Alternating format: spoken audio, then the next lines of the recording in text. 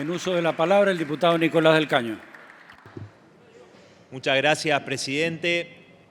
Bueno, a lo largo del debate en las comisiones creo que hay una conclusión muy importante que podemos sacar y que a eso se refiere nuestro dictamen, que es que la discusión sobre la fórmula de movilidad tiene primero una cuestión fundamental previa al debate sobre la fórmula de movilidad, los distintos índices que podemos discutir, porque hoy la jubilación mínima, presidente, está en niveles de indigencia.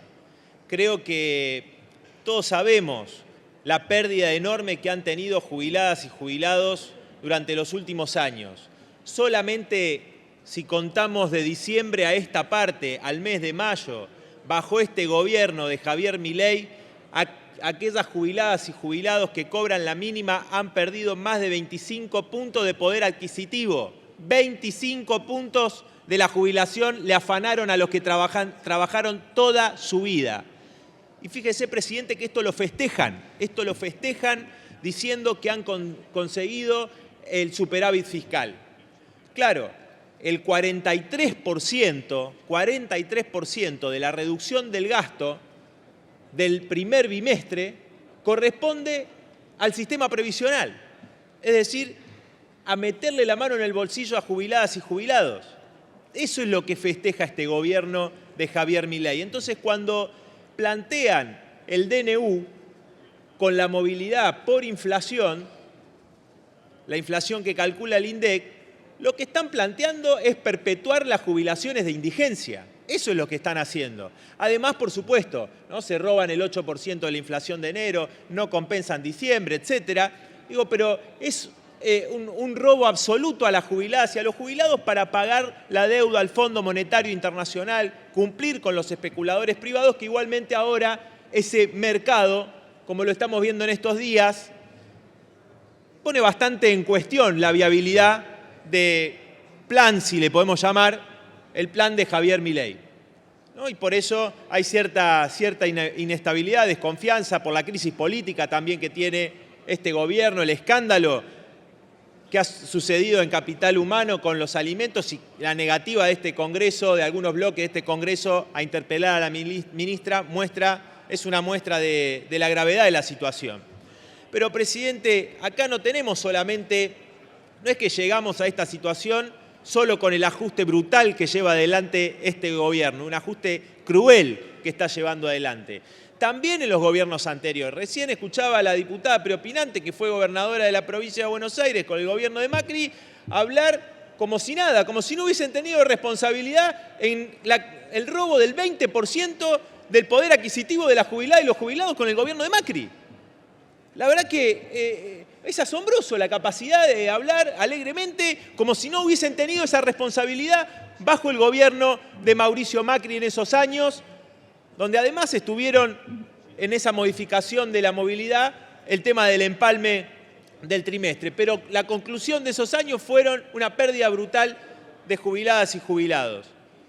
Y por supuesto, bajo el gobierno del Frente de Todos, de Alberto Fernández, de Cristina Fernández de Kirchner, de Sergio Massa, una pérdida brutal de los jubilados y las jubiladas, sobre todo de aquellos que no recibían el bono, que fue una pérdida cercana al 35%. Jubiladas y jubilados que, fíjese en esa discusión, porque el gobierno del Frente de Todos tuvo primero la suspensión de la movilidad de Macri, que por primera vez, cuando asumió en diciembre del 2019 Alberto Fernández, esa fórmula iba a permitir un aumento pequeño, una pequeña recomposición de lo que habían perdido, suspende esa movilidad y aplica los bonos discrecionales, ¿no? Y por eso hay una pérdida brutal del haber jubilatorio bajo el gobierno de Alberto Fernández. Y además, con la nueva movilidad, presidente, tuvimos una situación en la que nosotros lo planteamos en ese momento. Dijimos, queremos que se aplique, no es nuestra fórmula, queremos que se aplique una cláusula de garantía por inflación a la fórmula que planteaba el Frente de Todos, para que si esa fórmula no acompañaba a la inflación, los jubilados no perdieran. La rechazaron esa moción en aquel momento. Era algo sencillo, es lo que se está proponiendo ahora como fórmula, integrar el RIPTE, es decir, la evolución de los salarios formales, integrarla con el IPC que mide el INDEC. Bueno, en ese momento lo rechazaron y así fue, y después no se hizo nada, no es que se corrigió, solamente con las jubilaciones mínimas se aplicaron los bonos y a pesar de esos bonos también perdieron las jubiladas y los jubilados en aquel momento. Entonces, presidente, nosotros venimos acompañando la organización y la movilización de distintas agrupaciones de jubiladas y jubilados. Muchos de ellos son los que se reúnen todos los miércoles acá en la puerta del Congreso. Hoy están aquí también. Y por supuesto que nuestro dictamen responde a esa preocupación que expresaron en la comisión y que vienen expresando en sus movilizaciones muchas de estas agrupaciones, que es, bueno, a ver, ¿cómo hacemos para recomponer las jubilaciones? ¿Cómo alcanzamos lo que cuesta la canasta básica de un jubilado? Fíjese que la Defensoría de la Tercera Edad de la Ciudad de Buenos Aires, a cargo de Eugenio Semino, estimó en el mes de marzo que esa canasta básica, estamos hablando de la canasta básica, no estamos hablando que los jubilados van a ser ricos, millonarios, nada. Canasta básica la calculó, la estimó en 685.000 pesos.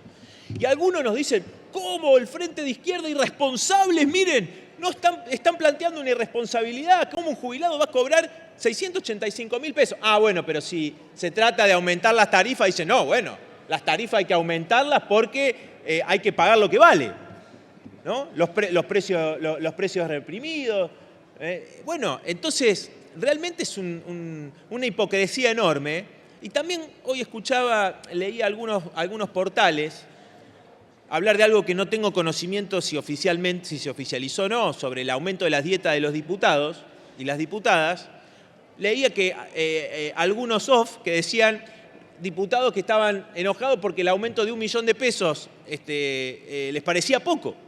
Bueno, pero después acá nos dicen a nosotros que estamos locos porque queremos que los jubilados ganen lo que corresponde a lo básico de la canasta que calcula la Defensoría de la Tercera Edad. Entonces, realmente es indignante y muchos son responsables de esta situación porque han gobernado, son responsables de la situación de las jubiladas y los jubilados. Entonces, presidente, a lo que voy con esto es que primero tenemos que plantear esa recomposición, ¿no? Y nosotros, por supuesto que planteamos de dónde se pueden sacar esos recursos, porque es falso eso que dicen no hay plata. Hay un montón de plata, ¿no? La plata la tienen los grandes grupos económicos, el Fondo Monetario Internacional, que se la llevan en pala. Fíjese que tuvimos los primeros meses de este año, fue una de las veces pocas veces en la historia que se destinaron más recursos al pago de los intereses de la deuda que a todo el sistema previsional que tiene que cubrir el haber de 7 millones de jubiladas y jubilados para que puedan vivir. Que obviamente no les alcanza para comprar los medicamentos, tienen que elegir en si compran la comida o compran los medicamentos. Pagar alquiler. Bueno, describió Eugenio Semino la catástrofe que están viviendo los adultos mayores, una situación desesperante para los que trabajaron toda su vida. Además, la tasa de sustitución, es decir, cuando una persona en actividad se jubila, ¿no? La diferencia, el promedio de esa tasa de sustitución está alrededor del 50-55%, es decir, de lo que cobraba como trabajador activo pasa a cobrar la mitad. Ya como trabajador era pobre, bueno, como jubilado es indigente. Esto es lo que nos lleva a este sistema totalmente irracional.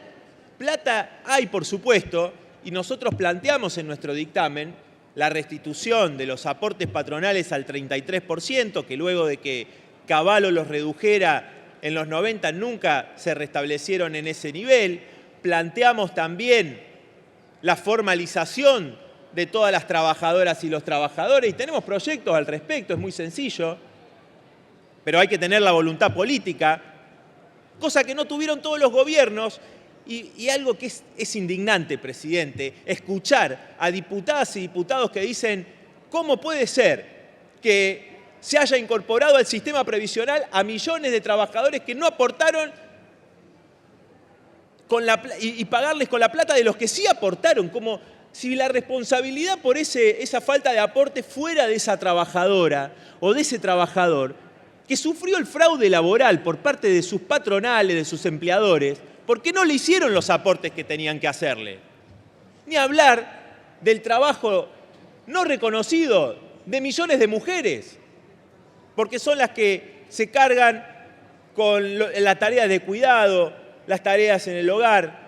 Entonces, en realidad están hablando en contra de esos trabajadores y de esas trabajadoras que no son los responsables. Y sí, insisto, presidente, nosotros planteamos, esto lo calculó la Oficina de Presupuesto del Congreso, ¿no?, que estimó gran parte de los porcentajes. Nosotros dice que la diferencia con el actual DNU es alrededor de 14 puntos del producto. Bueno, una parte importante de eso lo estimó con los planteos que hacemos nosotros en nuestro dictamen de dónde sacar ese dinero. Dice que la otra parte podría recaudarse con los otros planteos que nosotros hacemos, ¿no?, que obviamente planteamos que se avance en el no pago de los intereses de la deuda, que se avance con la posibilidad de establecer un impuesto a la ganancia de los bancos, de los grandes terratenientes, grupos empresarios, ¿no? Entonces, obviamente que la plata y los recursos están para cubrir las necesidades de jubiladas y de jubilados que trabajaron toda su vida y que a lo largo de los años todos los gobiernos han tenido un consenso, ¿no? Siempre se escucha mucho esta palabra en la Cámara de Diputados, en distintas campañas y todo, es decir, tenemos que lograr consenso. Si hay algo en lo que han logrado consenso es en meterle la mano en el bolsillo a aquellos que han trabajado toda su vida.